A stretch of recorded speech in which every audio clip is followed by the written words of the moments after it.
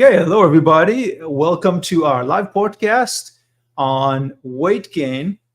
And in this podcast, we really want to answer the question, can functional medicine help with weight loss?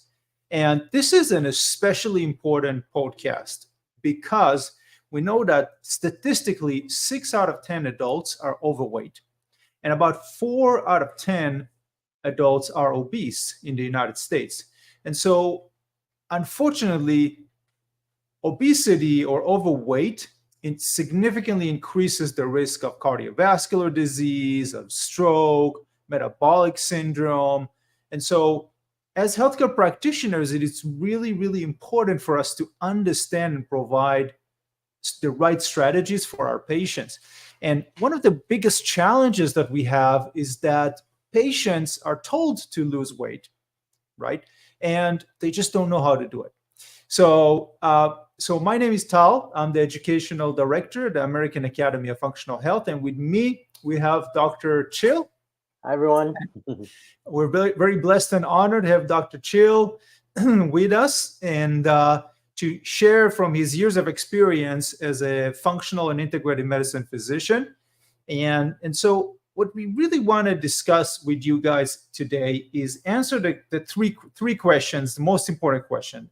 One, why our diets are such a bad long-term weight loss strategies? So we'll answer that question.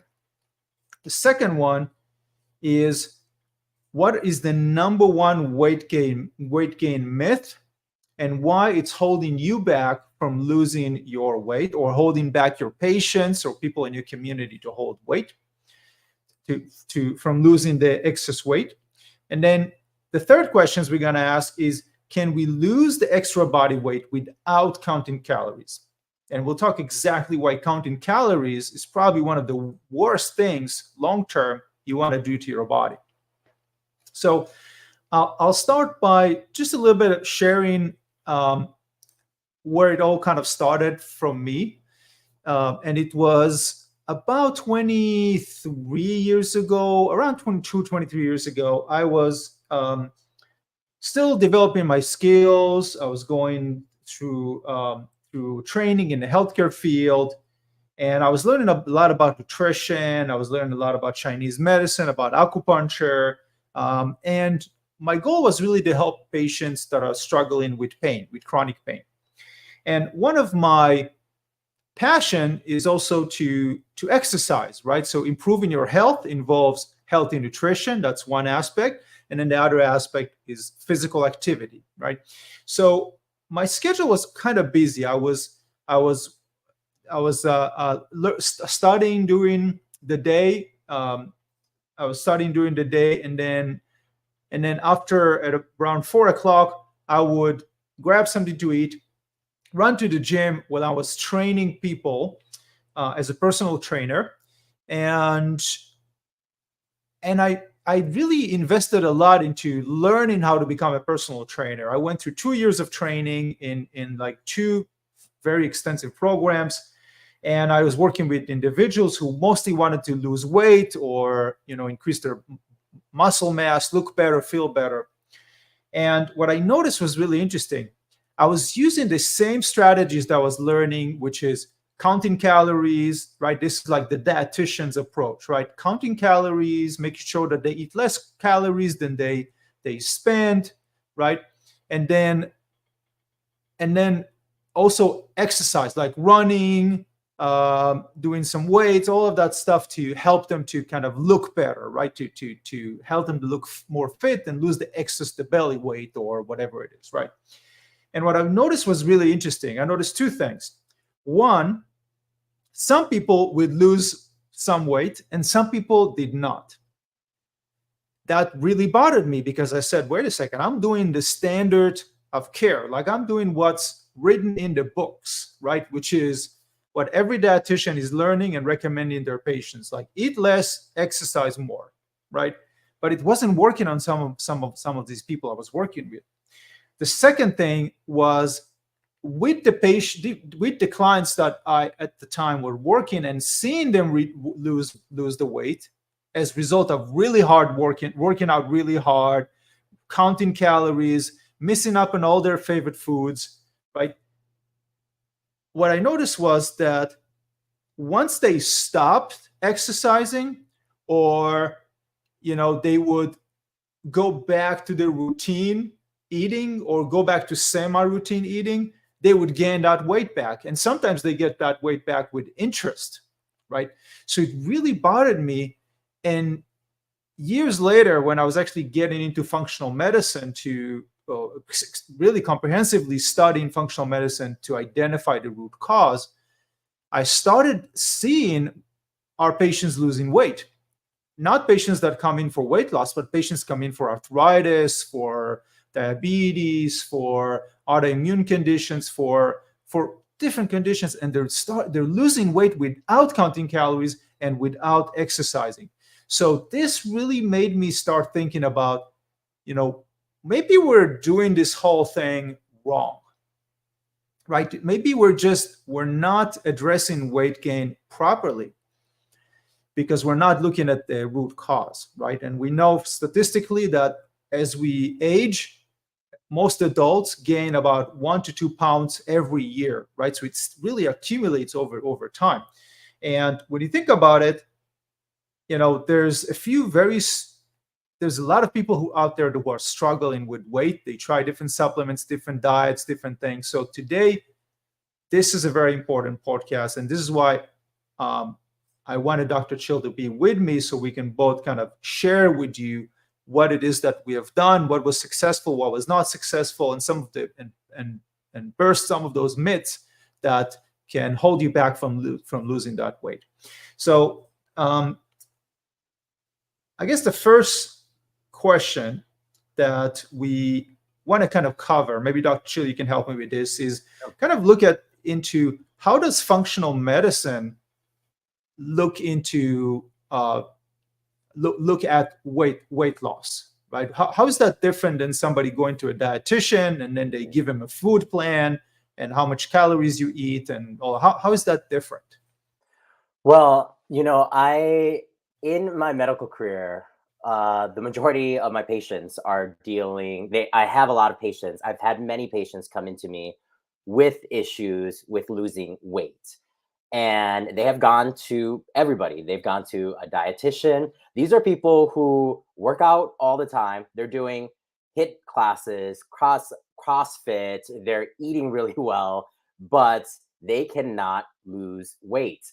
And the issue is they weren't addressing the root cause, as what you were saying. So this is another reason why I love functional medicine so much, is because we are looking at the root cause or the causes. And with metabolism and weight gain, there are multiple root causes or multiple contributing factors that can be associated with an inability to lose weight. So us as functional medicine practitioners, we have to take a personalized look for our patients as to the reasons why their metabolism isn't functioning the way it should. And there's a few different reasons that this could be happening. One is there could be issues with their hormones. You might have heard of this, but one of the biggest things is there's multiple hormones that we have to look at with patients, right? It deals with sex hormones, other imbalances such as cortisol and thyroid. Those are like the main big players with weight gain. So that's something that I will look at for my patients and to see if any of those imbalances are contributing to their inability to lose weight. For instance, many of my women patients who are having a hard time with losing weight, these women, as I was saying, are generally pretty healthy. They're eating really well. They're doing HIIT classes. But typically when I run labs on them, what I'm seeing is higher levels of circulating estrogens, which means they may be estrogen dominant. And one of the main symptoms of estrogen dominance is weight gain. And so when we take a look at that and see that as a primary contributing factor, we can do things from a functional medicine perspective to help address that estrogen dominance. Another imbalance of hormones can be with cortisol and HPA axis.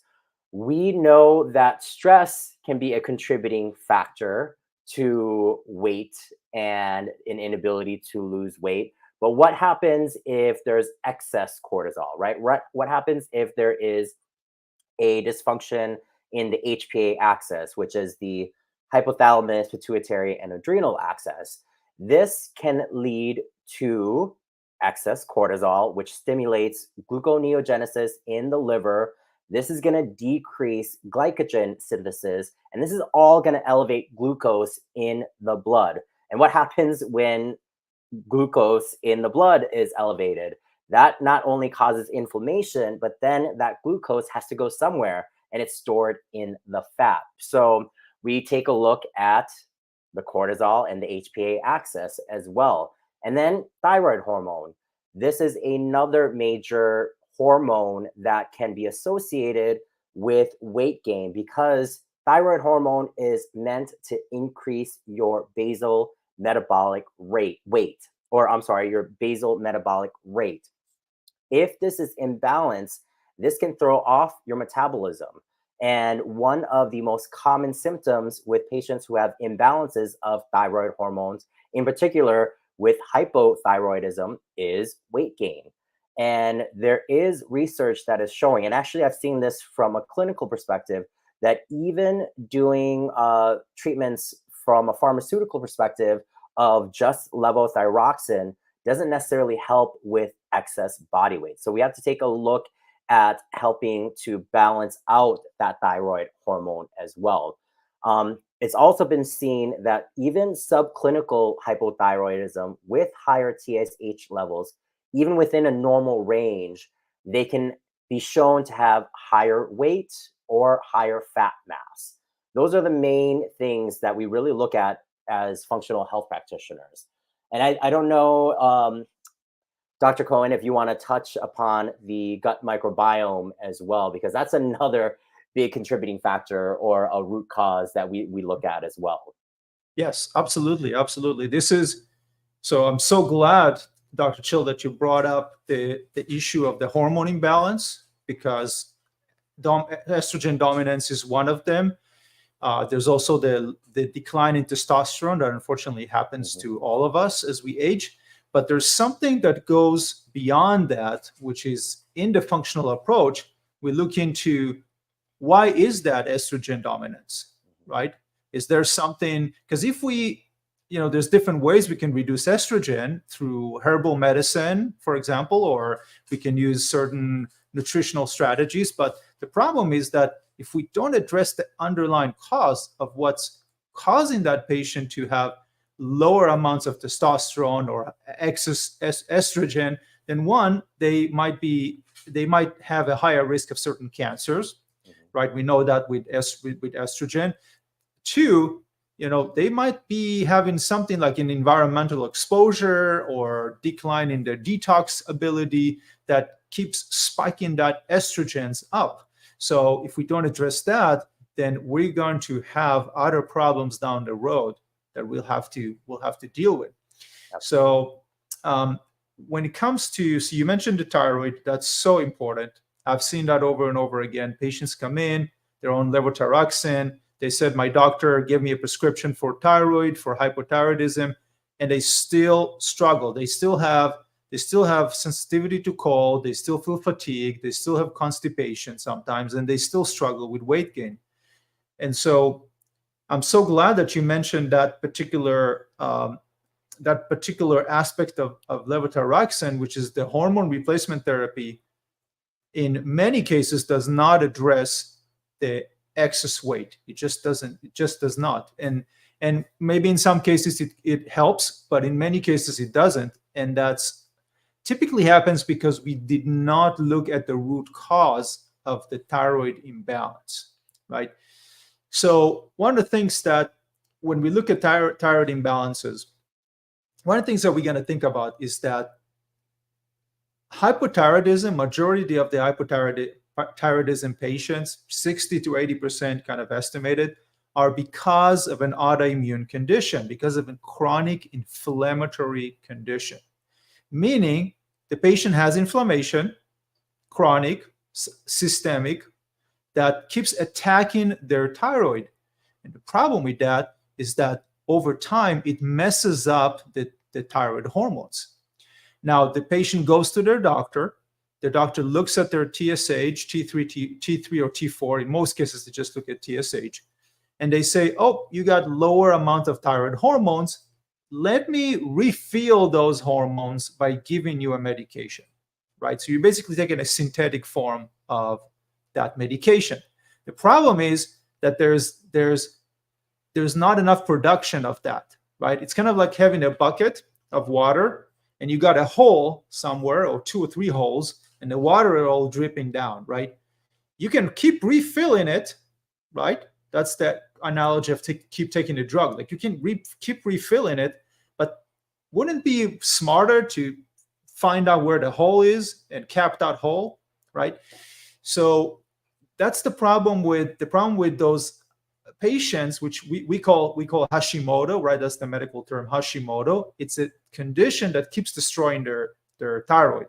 As a result, they keep struggling. Even when you give them the hormone, you fill up the hormone back into the body, they still struggle with weight gain.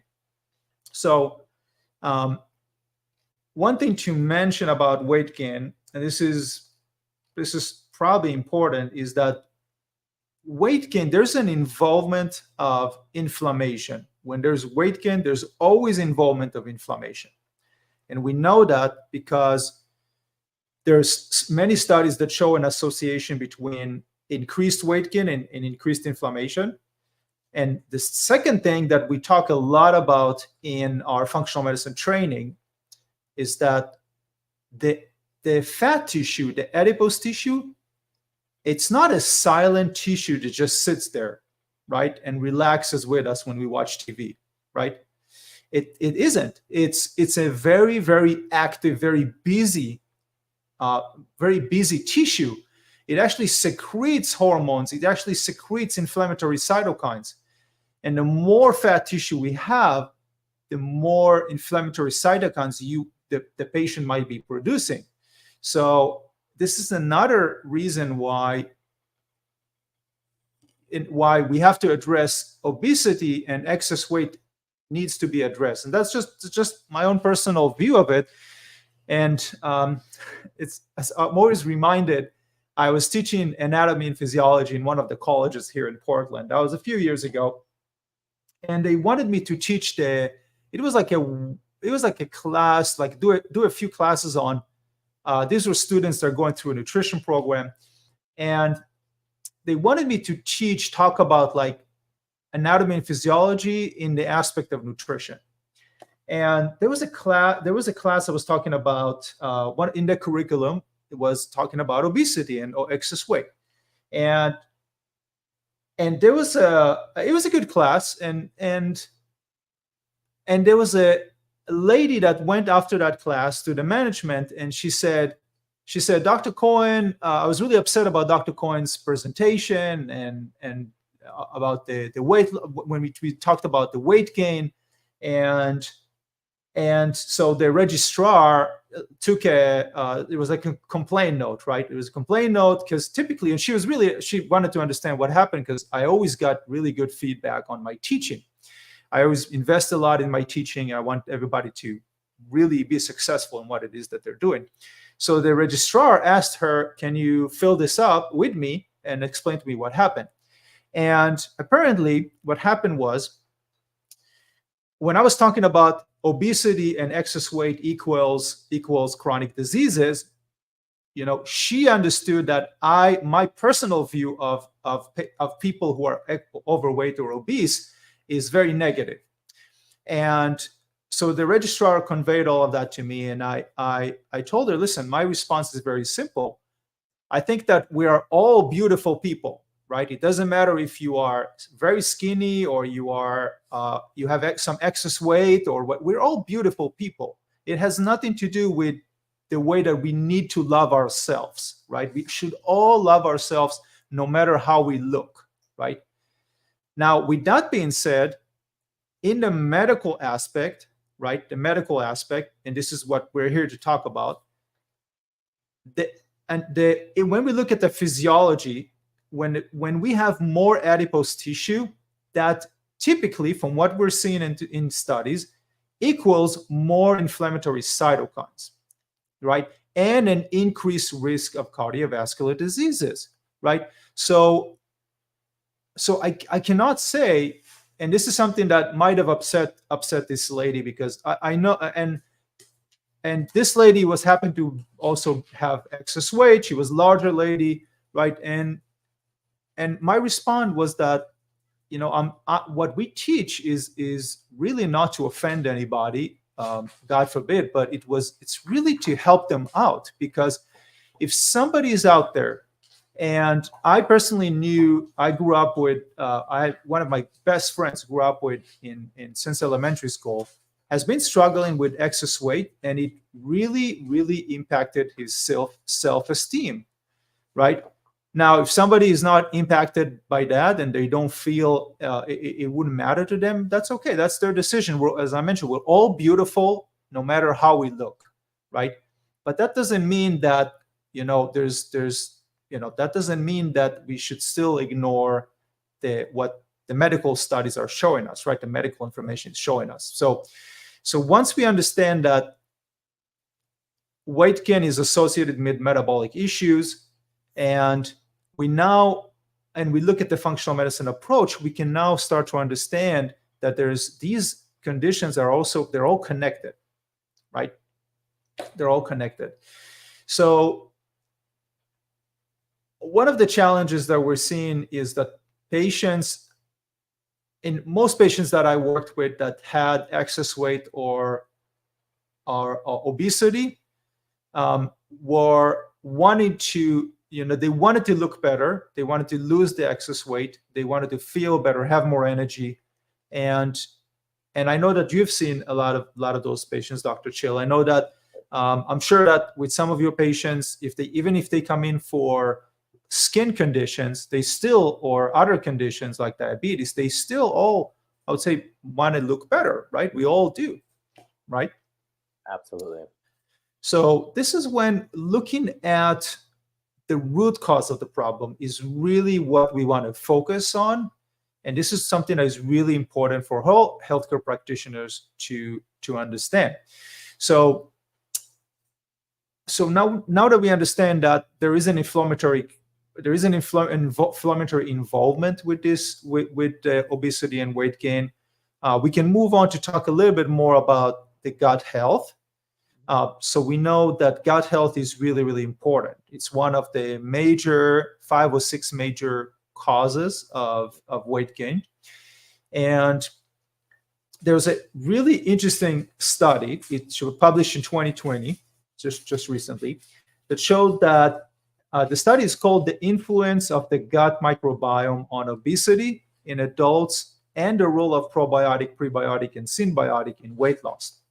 And the study showed that the gut microbiome has a significant impact on metabolism and how much energy we burn, right? This is what Dr. Chill referred to when he said basal metabolic rate. It's just a fancy word to say how much calories you're actually burning at rest, right? So when I'm just sitting here, I'm not exercising, I'm not jogging, I'm not doing anything, how much calories do I burn? Even when I sleep, how much calories do I burn, right? That's our basal metabolic rate. So what they reported is really interesting. The microbiome actually helps us to keep a healthier weight. And there are 4 or 5 major ways in which our microbiome helps us to maintain healthy weight. One, through the gut-brain axis, when we talk a lot about the gut-brain axis during the functional medicine training. And we show how certain species of probiotic, certain species of beneficial bacteria can actually stimulate the brain to feel less hungry, right? So we feel less hungry, or we feel that we are full and we ate enough, right?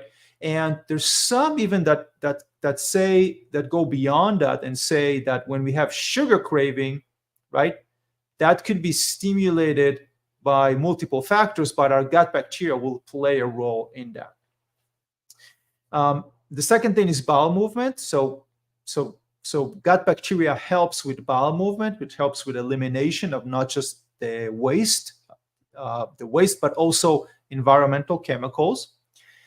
And then microbiome is also important for insulin sensitivity, right? So Dr. Chill mentioned about glucose in our blood, right? So if you're stressed, if you have a dysfunctional HBI system, which is unfortunately, a lot of people have, I would say most people that I met in my life have some sort of dysfunctional HBI axis, which means that we're working more on our sympathetic than our parasympathetic, right? And think about it. If you're a busy practitioner, let's say you work in a hospital and you're running around from one patient to the other, you're constantly operating on a fifth gear, right? So you're definitely overactivating your sympathetic system. So what that does, it produces cortisol, which the adrenals secretes cortisol, and that increases your blood level, your blood sugar levels. And we know that high amounts of sugar in the blood or long-term sugar and high amounts of sugar in the blood is not a good thing for us. So the gut microbiome actually helps with insulin sensitivity, which means that it helps to get that glucose into the cells so we can burn them.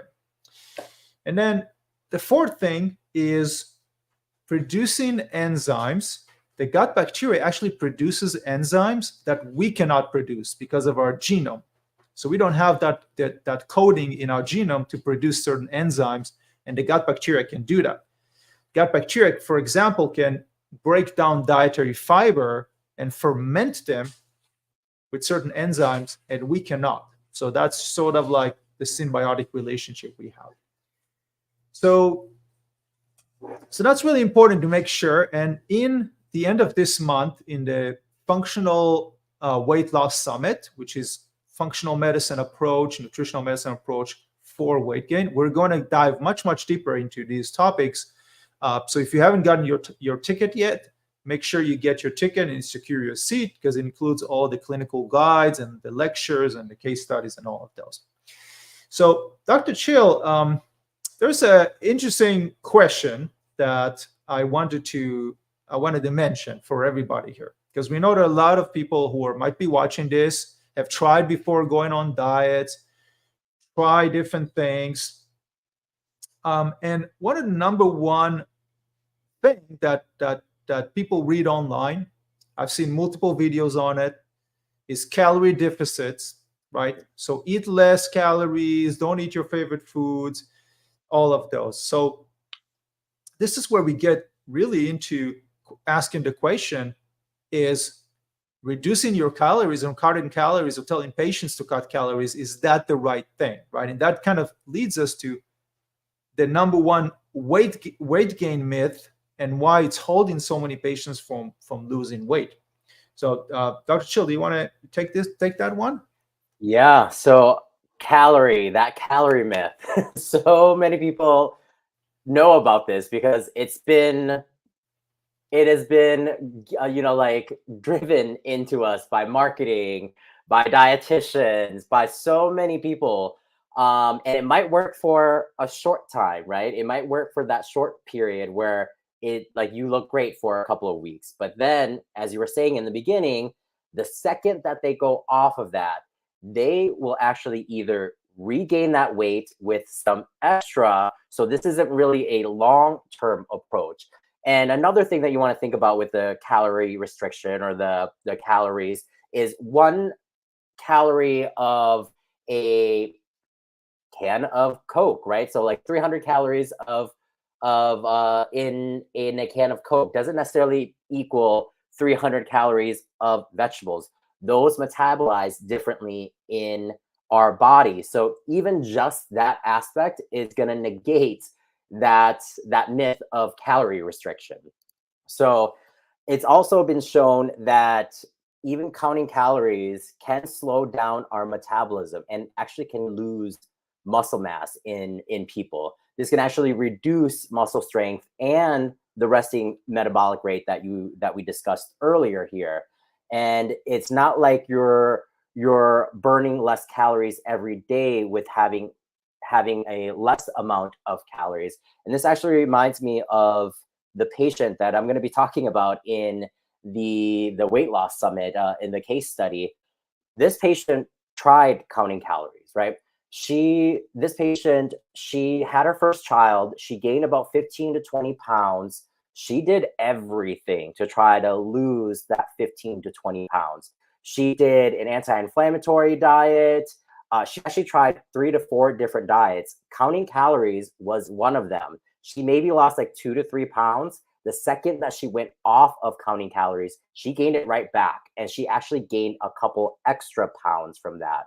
What we needed to do was we needed to look at the underlying reasons as to why she was having those issues with metabolism and why she wasn't taking the weight off.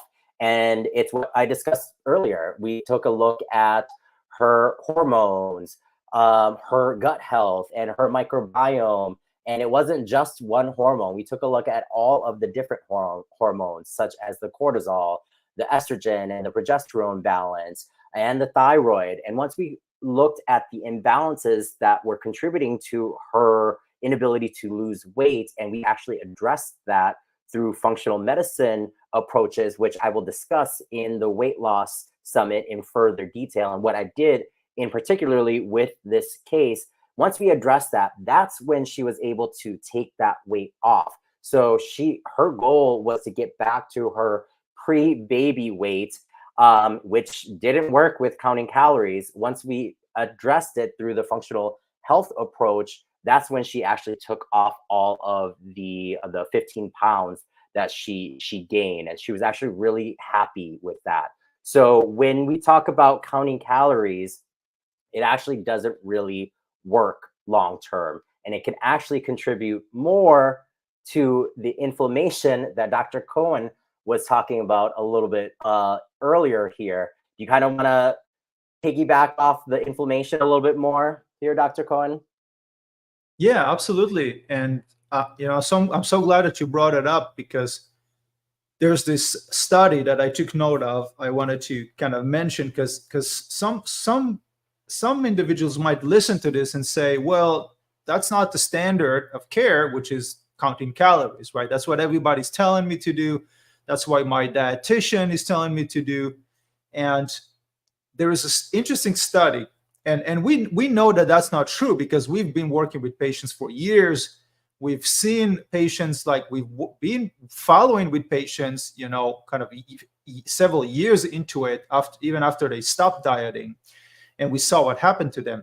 But if you're still kind of skeptical about the whole concept of the root cause, I want to read to you something from a study. This was published in the Medicine and Science in Sport Exercise Journal. And it's called The Effect of Weight Loss on Lean Mass Strength, Bone, and Aerobic Capacity. So we're essentially asking the question, what are we doing to ourselves when we are doing calorie deficit? What they found was what you mentioned, number one, what you mentioned, Dr. Chill, which is counting calories actually slows down our metabolism, because our body is saying, wait a second, I'm not getting enough food here, at least as much as I'm used to be getting. So we must be in a starvation period, right?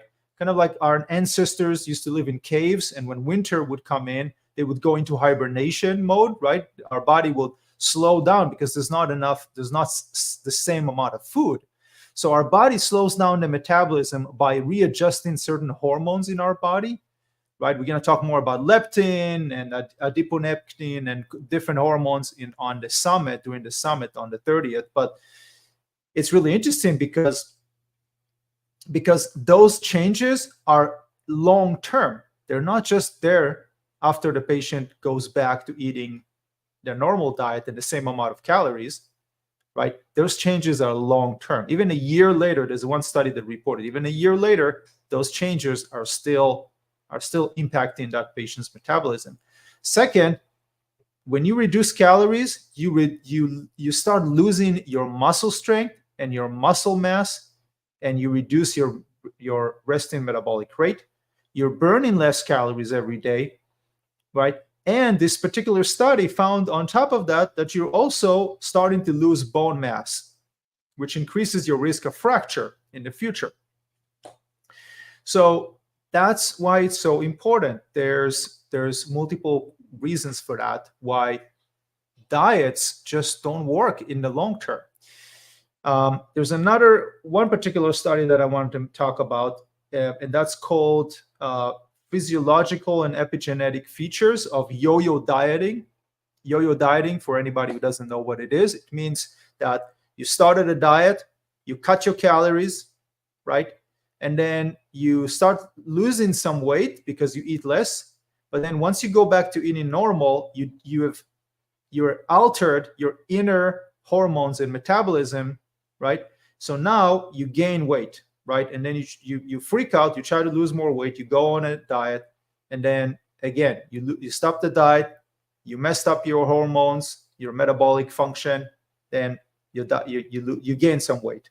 So that's what's called yo-yo diet, right? So the study is called Physiological Epigenetic Features of Yo-Yo Dieting and Weight Control. This was published in Frontiers in Genetics Journal, and they reported that weight loss caused by calorie restriction is associated with increased hunger and a strongly increased reward value of food, which means that if I go on diet in which I cannot eat the foods that I like eating, guess what happens to my cravings, right? They go up through the roof, right? Because now I'm not getting what I'm supposed to be getting. I'm not getting what was satisfied and releasing dopamine in my brain, right?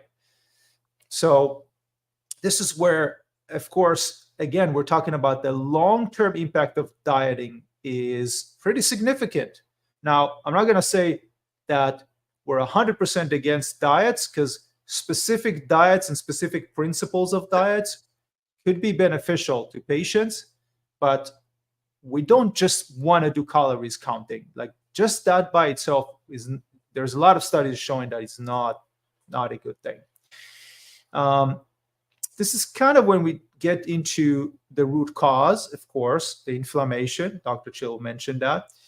And so there's different reasons, obviously, why diets are, they're really bad in the long term. Dr. Chill mentions we talked about the thyroid. You have to look comprehensively at the thyroid hormones, not just TSH, right? You have to look at comprehensively. For example, there's a particular study that was talking about patients that had normal TSH with symptoms of hypothyroidism, right? For example, they had excess weight, they had some of the other symptoms. So their TSH was normal. So in terms of the standard of care, everything was normal. The doctor looks at their lab, say, oh, everything is normal with you. And the patient still sits there and say, but doc, I'm still feeling like something is wrong with me. And when the researchers look at those patients' thyroid antibodies, they found that a higher rate of those patients had significantly increased antibodies, which means that they have an autoimmune condition, they have an inflammatory condition. So again, we have to look at the whole picture. That's exactly what we do with the functional medicine training. And Dr. Chill, do you want to talk a little bit about we're always think about like why are diets, for example, if somebody goes on a specific diet long term, why is that not a good long-term strategy, right? If them like what some of the problems that we talked about, right? It's like the yo-yo diet. Mm-hmm. It doesn't work for many patients. It causes more harm in the long term, and then of course it requires willpower, right? And that's really not sustainable for the rest of their lives, right? So we want to do patients a service and not a disservice by really educating them about what's truly causing weight gain. So, and life is really meant to be lived, right? You don't want to be restrictive your whole entire life.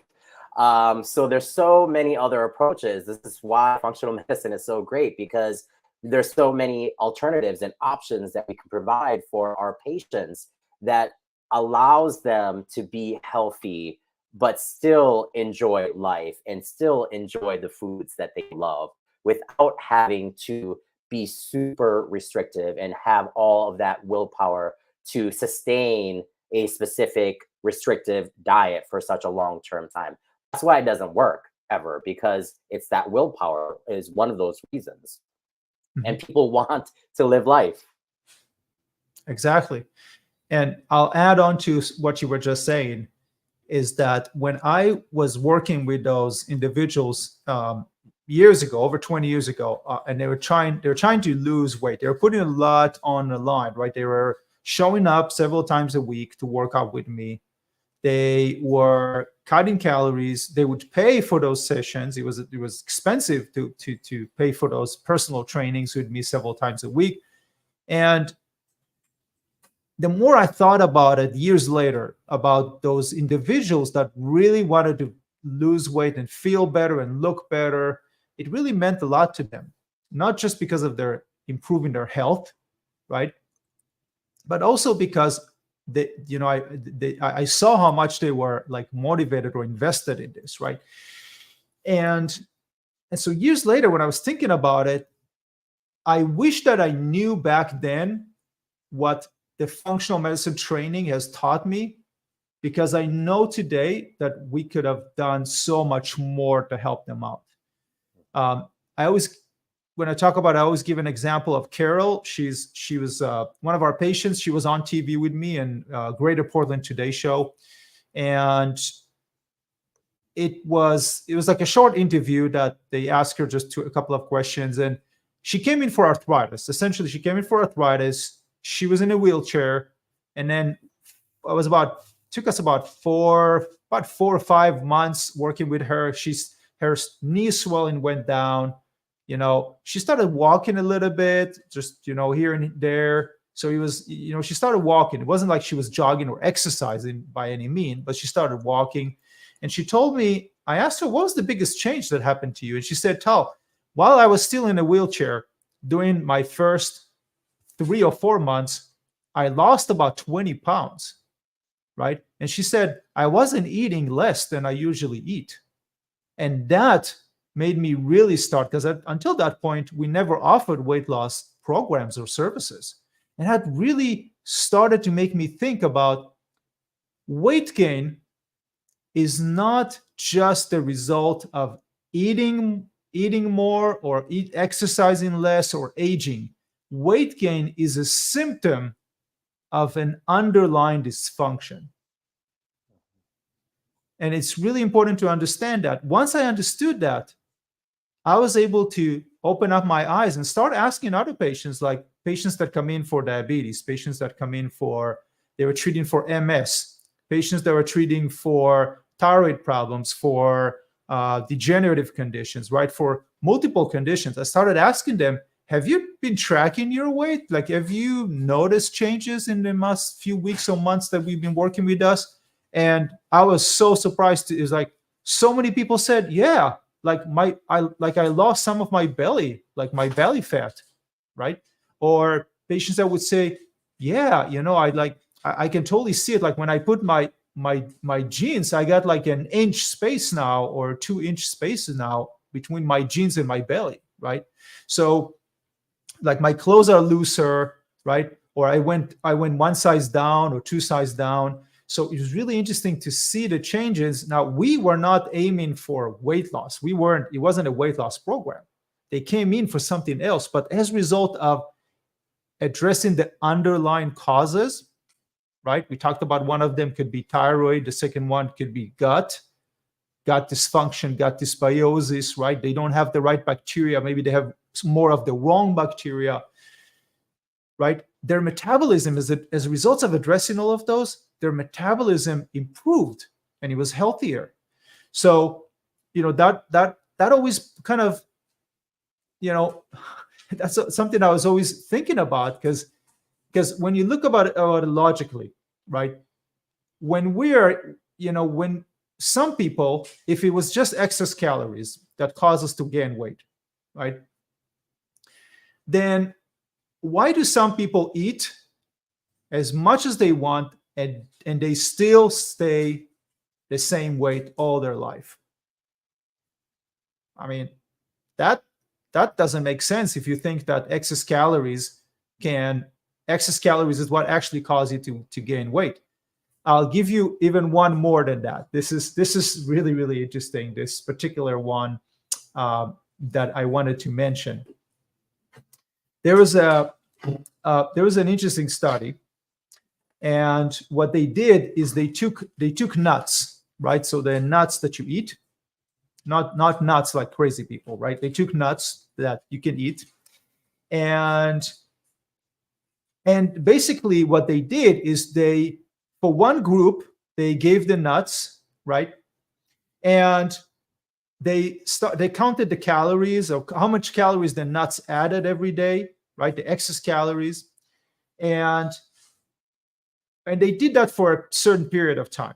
And what they were expecting, the researchers were expecting, is that the people that added nuts to their diet, right? Like you have certain group of peoples that are eating the same amount of calories, but now they added like 200, 300 calories just from nuts every day, right? I'm just throwing in a number.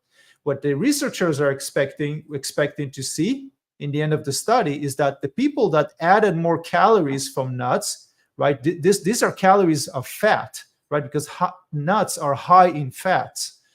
They expected that those people that ate more calories will actually gain weight, right? Those are all adults. And what they found out was so interesting. They found out that the people that added nuts to their diet actually lost weight, right? From the baseline where they started the study. So how would you explain that? It doesn't make sense. If you think that calories restriction is the right way to lose weight, and if you believe that if you still believe that excess calories is what causing weight gain, take a look at that particular study. It's really interesting because they show very clearly that by adding more calories, of the right calories, you can lose weight, right? So how did that work? We're obviously going to talk about what types of changes happens when to the gut of those individuals. We're going to talk about it in our Functional GI Summit. But it's really, really interesting to see in the same way we're going to talk about during the Functional GI Summit is that if you modulate your gut bacteria, your gut microbiome in a certain way, you're going to start losing weight. There's two particular probiotics that we're going to share with you, the studies that were published on them that showed that you can lose between 1 to 4 or 5 pounds in a certain amount of time just by adding those specific probiotics. Right now, we don't sell probiotics. We don't make any profit from selling probiotics. We just look at their evidence and share that new studies, that new knowledge, share it with you because we want you to know and know about this and help your patients. So if you're interested in learning more, we're going to discuss that more in details. Anything you want to add to that, Dr. Chill?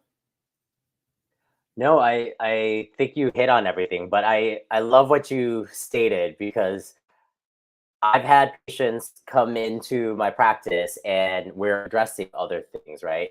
Like their thyroid or their hormones or their gut health or a mix of all three of them. Usually they're intertwined and connected. So we might be addressing all three of those.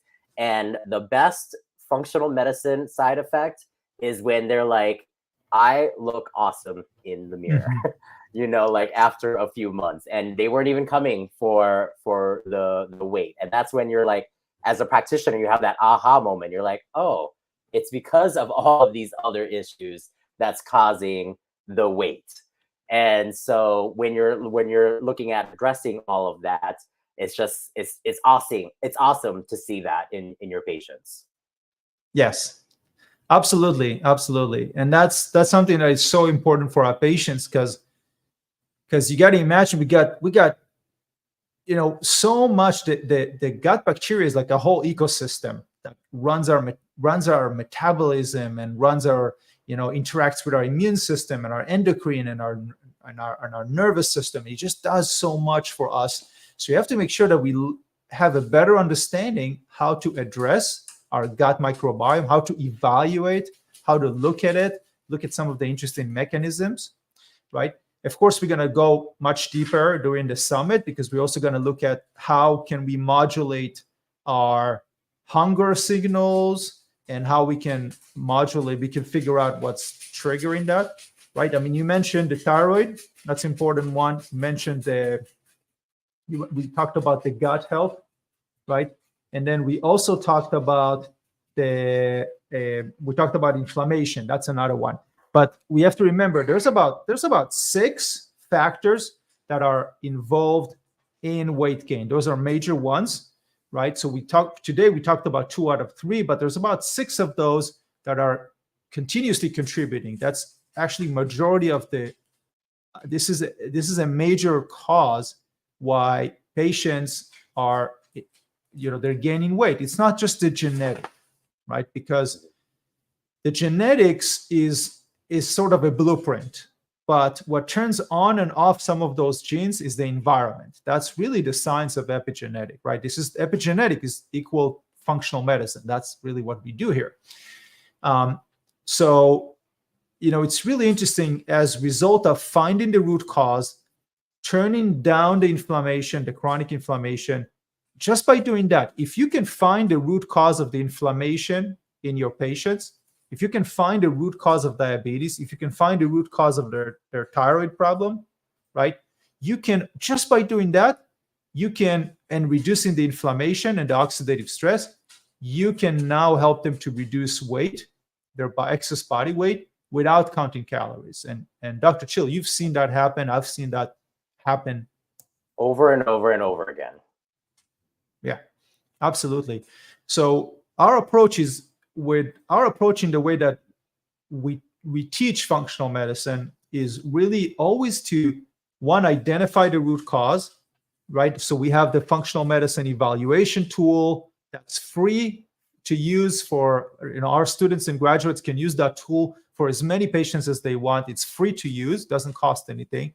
From there, we understand the mechanisms, the right questions, and from there, if appropriate, then we can order the specialty labs to better understand what's happening there. And of course, we're simplifying everything, because looking at the thyroid, we have to look at the antibodies. We can look at the way that T4 is converted into T3, right? That will tell us something, because T3 is the active hormone, T4 is not, right? So that will tell us something. We can look at reverse T3, right? So if some patients, they might have enough T4 and T3, but then their body takes the T3, right, and convert it into reverse T3, which not only does nothing in our body, but it actually blocks the receptors, the thyroid receptors in our cells. So it prevents our body from utilizing the utilizing the T3 hormone, right? So I might have, for example,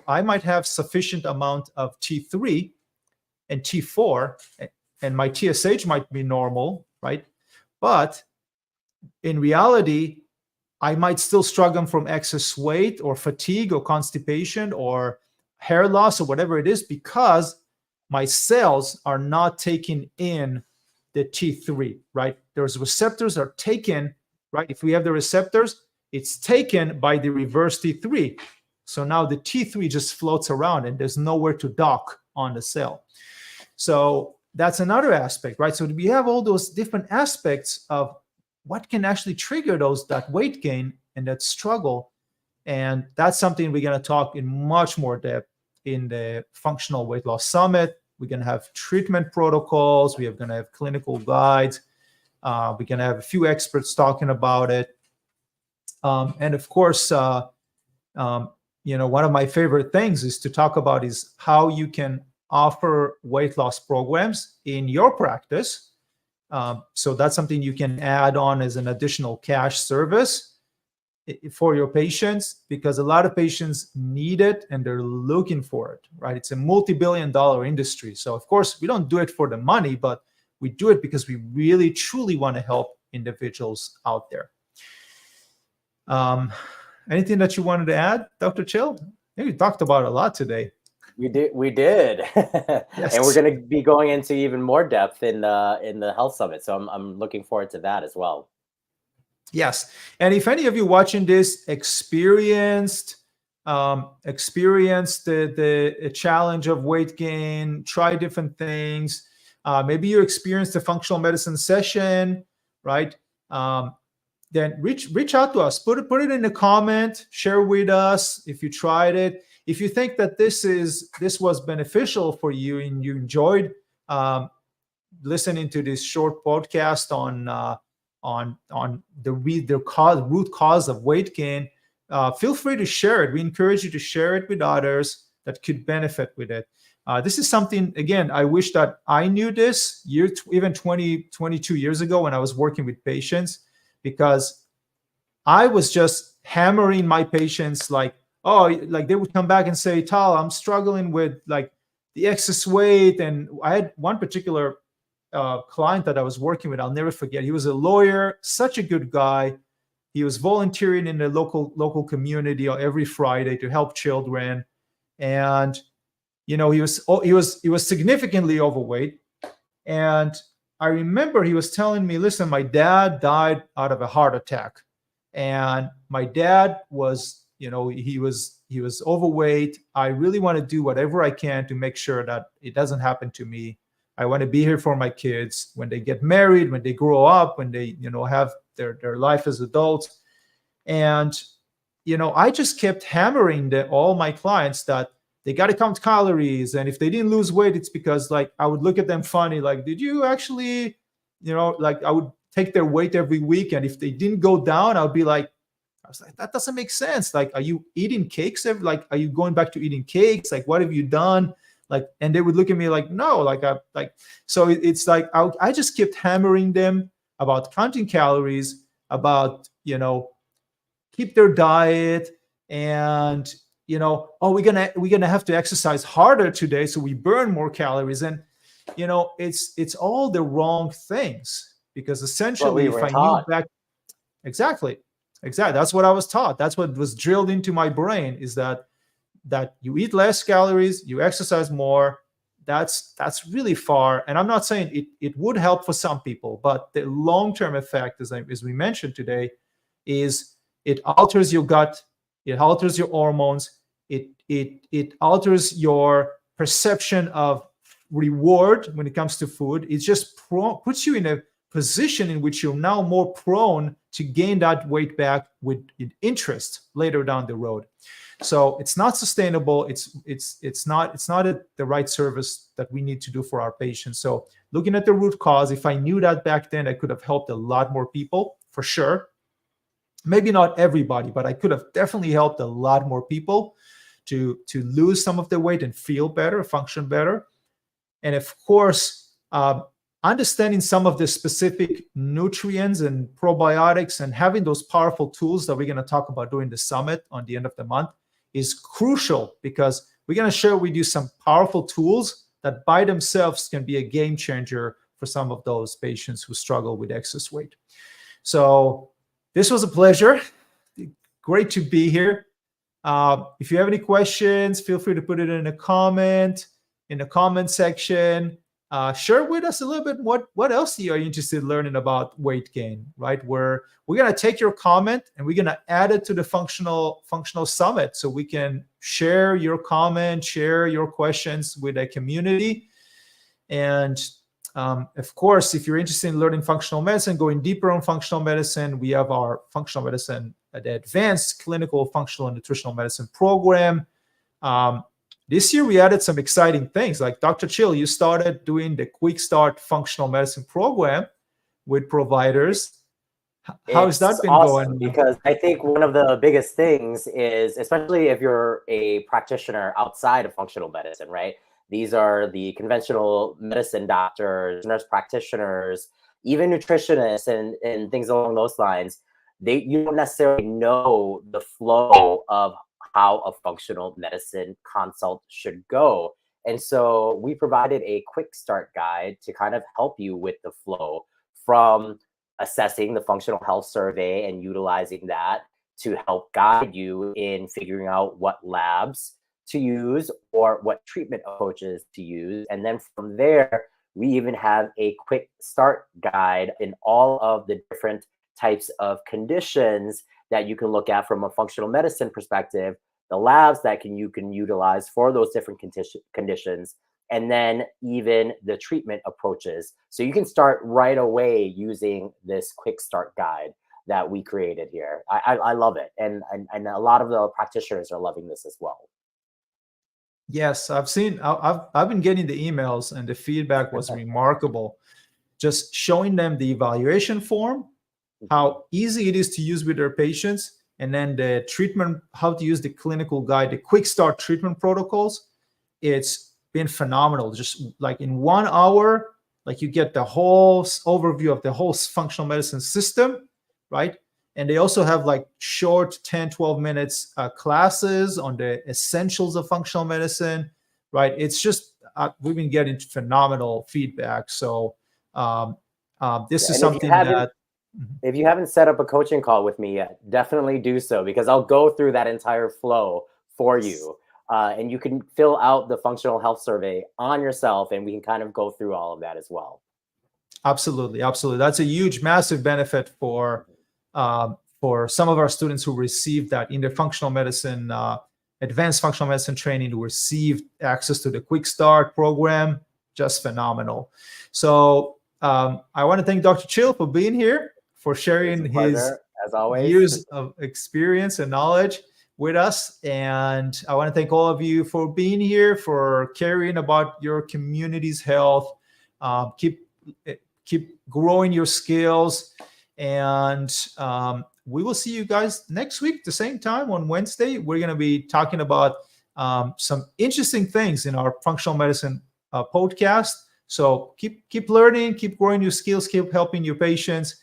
I hope you have a wonderful evening, and take care in the meantime.